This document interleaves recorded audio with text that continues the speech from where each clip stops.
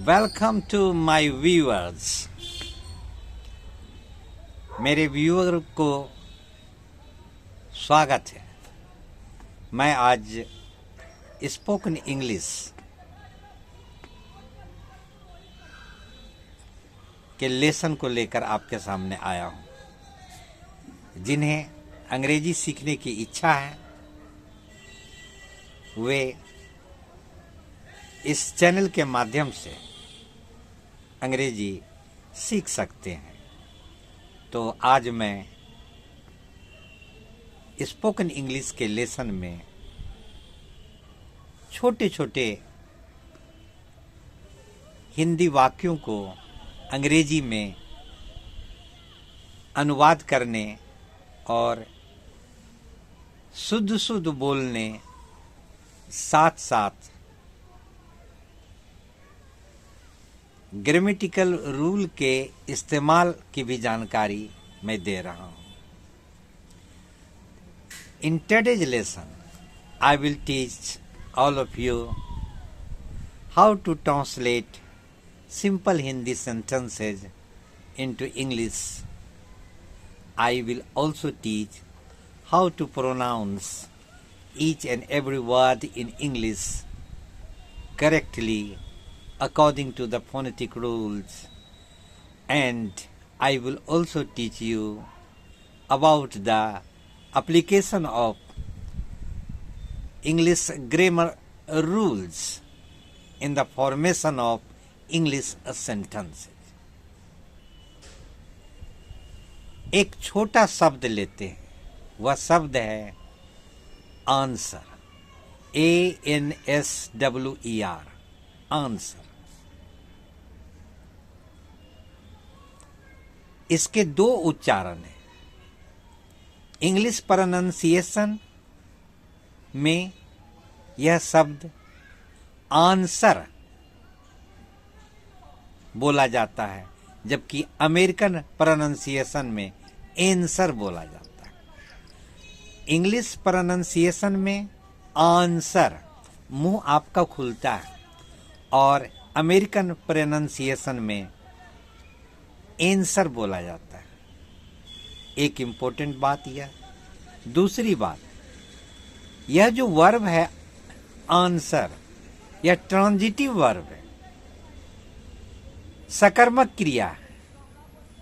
Transitive verb की खूबी क्या है कि हिंदी के वाक्यों में क्रिया के साथ जो प्रेपोजिशन रहता है, हिंदी के प्रेपोजिशन का, के, की, पर, में, से, उसका अनुवाद अंग्रेजी में नहीं किया जाता है, बल्कि हिंदी के जो प्रेपोजिशन होते हैं वे सारे ट्रांजिटिव वर्ब में उसके पेट में छुपे रहते हैं। तो आंसर जो वर्ब है, मेन वर्ब है, इसके पेट में हिंदी के प्रेपोजिशन छिपे रहते हैं, इसलिए अलग से अंग्रेजी के वाक्यों में प्रेपोजिशन नहीं लिखा जाता है। अब मैं कुछ उदाहरण के साथ जब मैं बताऊंगा तो आपको पूरी तरह समझ में आएगी। आप ध्यानपूर्वक मुझे सुने। Please listen to me carefully what I am going to speak. How to use transitive verbs in English sentences, and you have not to write down preposition additionally in those English sentences where transitive verbs have been used. अब मैं छोटे हिंदी वाक्य लेता हूं। क्या आप मेरे प्रश्न का जवाब देंगे? क्या आप मेरे प्रश्न का जवाब देंगे? इसका अंग्रेजी में अनुवाद होगा, will you answer my question. British English में आंसर प्रोनंसिएशन है, इसलिए यहां मैंने आंसर का प्रोनंसिएशन का प्रयोग किया है। Will you answer my question? जवाब क्या होगा? Yes. I shall answer your question. No, I shall not answer your question. अगर आप अमेरिकन प्रोनाउंसिएशन का इस्तेमाल करते हैं तो आपको कहना होगा, Will you answer my question? Yes, I shall answer your question. No, I shall not answer your question. अब आप इसका हिंदी में देखें, क्या आप मेरे प्रश्न का जवाब देंगे? का, तो हिंदी का यह जो का है यह एक प्रेपोजिशन है।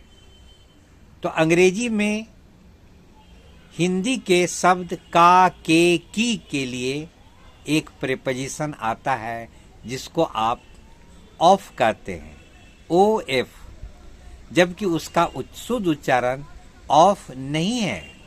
फोनेटिक रूल पर उसका शुद्ध उच्चारण है आओ।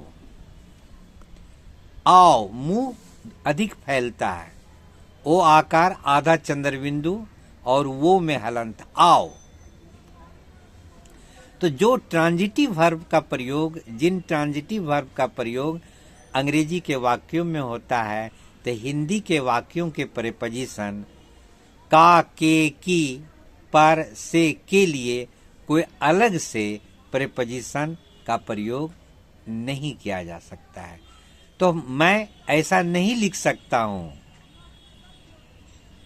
Will you answer all my question. यह सेंटेंस गलत हो जाएगा। क्यों? हमको प्रेपोजिशन एडिशनली नहीं देना है, सिंपल लिखना है या बोलना है, will you answer my question. उत्तर, yes I shall answer your question. No, I shall not answer your question. अब आप देखिए कि आपको मैंने यहां दो बातें सिखाई।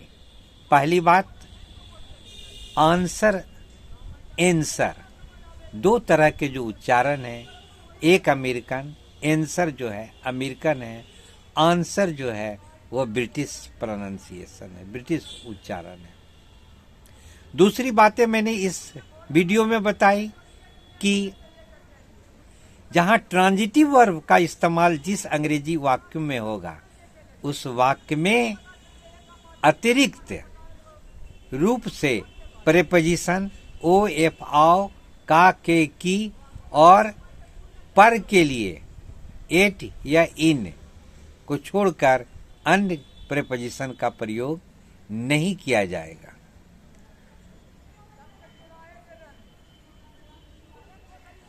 तो प्रेपोजिशन कहां प्रयोग करना है? जहां ट्रांजिटिव वर्ब नहीं रहे। जहां ट्रांजिटिव वर्ब रहेंगे वहां प्रेपोजिशन के प्रयोग नहीं होंगे। अब मैं आपको दूसरे वीडियो में फिर स्पोकन इंग्लिश के न्यू लेसन के साथ उपस्थित रहूंगा। मैं इंडिया के बिहार के मुंगेर से श्री कृष्ण प्रसाद।